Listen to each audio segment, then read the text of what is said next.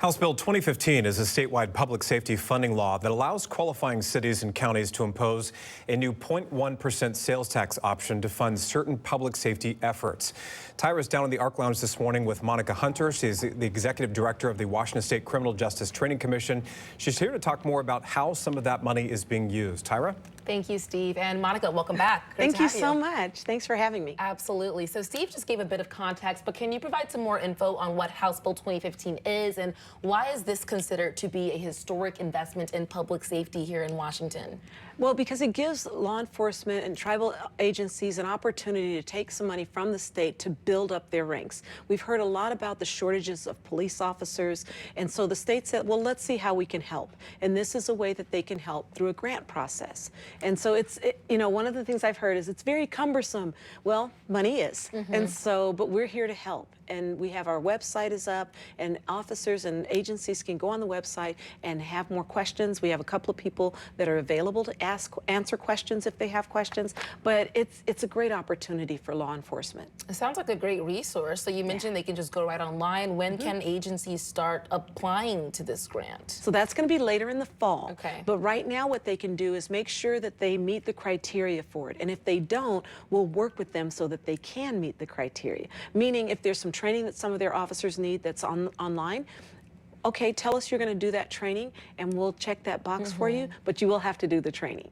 Any other sorts of criteria, or is training really the big thing? Training is a big thing, but also applying for that sales tax. Okay. So that 0.1% sales tax, just a tiny bit. But that is going to be helpful. And I've heard a lot of agencies say they're going to apply for the sales tax, but not the grant. I say do it all. Do it all. Do it all. Why not? So once the grant money is received, how is that money then dispersed into communities, and how would that help, especially those smaller, more rural communities who maybe don't have as many resources?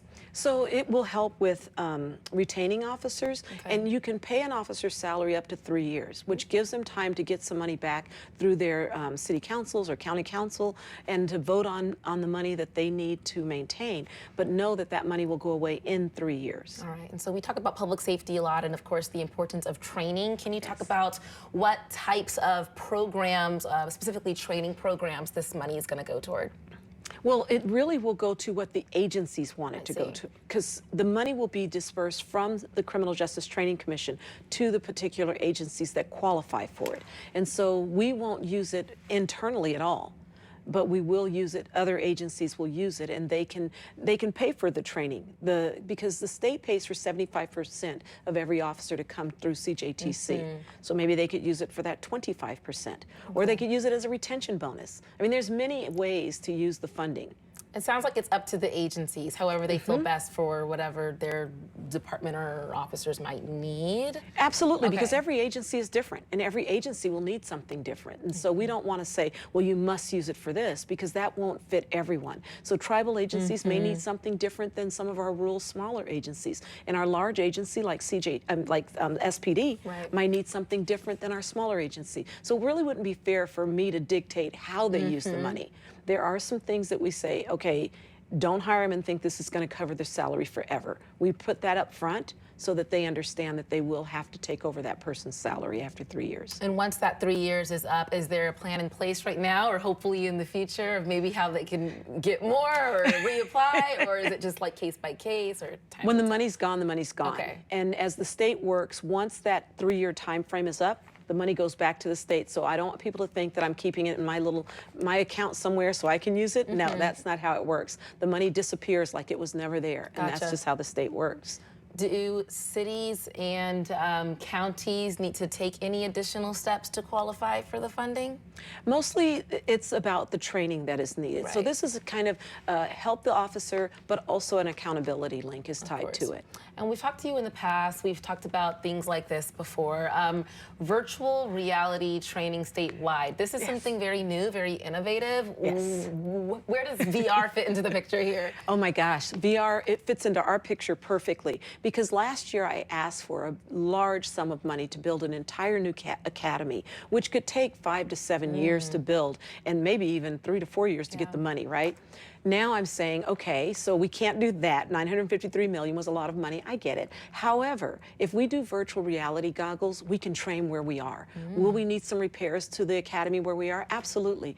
But quite frankly, I love the academy where we are. It's just old and kind of falling apart on us. But the virtual reality goggles gives us opportunities to do scenarios that we can't normally do, or we need more space to do. It sounds so efficient, and we're looking at video right now. It looks kind of fun. Like, I want to try it out. How would this change the way recruits learn compared to a traditional classroom? You mentioned this is less old-fashioned. It gives them hands-on opportunity. It shows them where they're making their errors and gives them an opportunity to correct them without getting hurt or using, here's the best thing, right now we use taser cartridges. We won't have to use as many taser cartridges. That costs money. Also, when we are on the range, the firing range, they can practice through the virtual reality goggles, so we're not using as many rounds. Lead is very expensive. Bullets, ammo, very, very expensive. So this would save the state a lot of money. Is it an investment in the beginning? Absolutely. But over time, and even immediately, they will see the savings. Hands-on, and it still gives them that critical training that they need. And they can do it in their classroom. In their classroom. Yeah, we don't have to build extra spaces for them to use these VR goggles. Incredible. What a cool innovation. And also sounds like a great grant program, and hopefully agencies get online and start to apply. Thank you so much for joining us today and talking all about this. Steve, did you see that video, that hand motion? I did. You know, just imagine having those goggles on and being in that scenario. You'll have to come try them out. Can we? Yes, you We've can. been invited. Yes, we have. You know, We I'm should always try it out. inviting you to come out. You're part of our family. Come on. I know. Thank you so much. Thanks, Thank Monica. you.